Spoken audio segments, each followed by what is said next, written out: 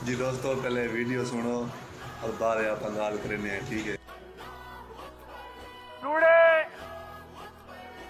from the soil of Bihar, I say to the whole Modi बात ठीक है तेरी। आए देखो सा क्या खाई और साढ़े पाकिस्तानी नाल पंगा ना गैन, साड़ी पाक फौज जिंदाबाद, नवाज शरीफ साहब जिंदाबाद, ठीक है।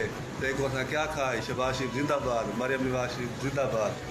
देखो जो असा खाई सारे पाकिस्तानी नाल पंगा ना गैन है, तै मोड़ पर पंगा क्यों कीता है। ओए साड़ी फौज जिंदाबाद, शहबाज शरीफ साहब जिंदाबाद। पाकिस्तान नाल पंगा घेने वास्ते ना 100 दफ़ा सोचें, ठीक है। तो पाकिस्तानी असा पाकिस्तानी है। पाकिस्तान का मतलब क्या है? ला इलाहा इल्लल्लाह मुहम्मद रसूलुल्लाह, साढ़े नाल अल्लाह है।